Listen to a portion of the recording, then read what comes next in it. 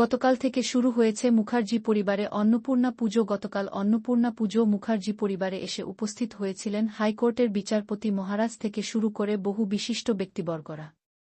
আজ সন্ধ্যাবেলায় এই মুখার্জি বাড়িতেই অন্নপূর্ণা পুজো এসে উপস্থিত হলেন রাষ্ট্রীয় পুরস্কারপ্রাপ্ত অভিনেত্রী দেবশ্রী রায়। অন্নপূর্ণা ঠাকুরের কাছে পুজো দেবার পর তিনি সাধারণ মানুষের উদ্দেশ্যে এক বিশেষ বার্তা দিলেন যে রাস্তায় যে সফল কুকুর বেড়াল ঘুরে বেড়ায় তাদেরকে যত্ন করুন, তাদেরকে সাহায্যের হাত বাড়িয়ে দিন, তাদের যাতে কোনো কষ্ট না হয় সেদিকে নজর রাখুন। কারণ আমাদের যদি কোনো বিপদ হয় আমরা কিন্তু মুখের কথা বলতে পারি, ডাক্তারের কাছে যেতে পারি, তারা কিন্তু মুখে কথা বলতে পারে না। অতএব তাদেরকে সাহায্য করুন, তাদেরকে সহযোগিতা করুন এবং তাদের সাহায্য করার ফলে যদি কখনো আপনার কোনো বিপদ হয় তখন কিন্তু তারা আপনার বিপদে ঝাঁপিয়ে পড়বে। সেই কারণেই তাদেরকে সাহায্য করুন, তাদের সাথে সহযোগিতা করুন। এই বিশেষ বার্তা মুখার্জি পরিবারে অন্নপূর্ণা পুজো এসে বললেন রাষ্ট্রীয় পুরস্কারপ্রাপ্ত অভিনেত্রী দেবশ্রী রায়।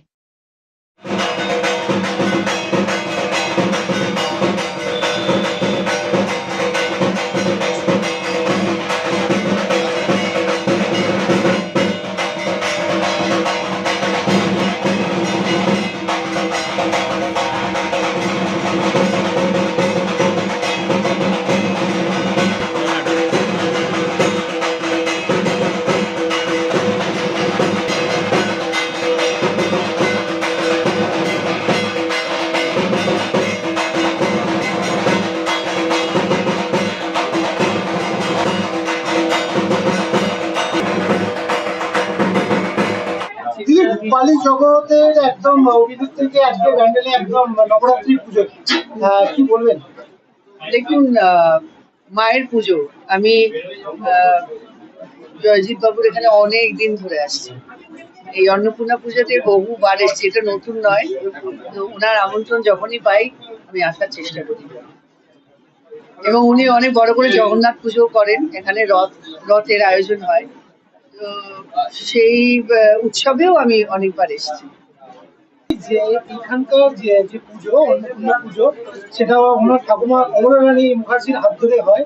তারপরে উনি এই নবরাত্রি পুজোটা শুরু করেন। হ্যাঁ, এখান থেকে তো আপনি আসছেন, কেমন একটা অভিজ্ঞতা? ভীষণ ভালো অভিজ্ঞতা এবং নিষ্ঠা করে পুজো হয়।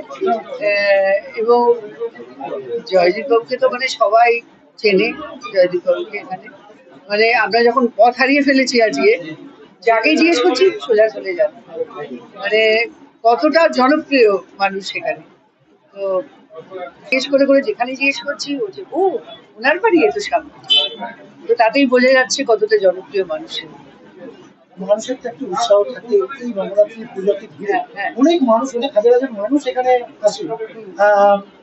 এখানে মায়ের কাছে অনেক প্রাধান্য শোনা যায়। আপনি তো এসছেন, মানে আপনার থেকে একটু শুনবো যে কিরকম কোনো অনুভূতি বা এই পুজোকে ঘিরে এখানে মনে পড়ে? দেখুন, অন্নপূর্ণা পুজোয় দেখুন মা না টানলে তো আসা যায় না। তো ওই জন্য যতবার টেনেছেন ততবার এসছি। তো এটা একটা ওনার খেলা। হ্যাঁ, এখানে দেবশ্রী রায়ও কেউ নয়, জয়দেব মুখার্জিও কেউ নয়, মা হচ্ছে আসলে।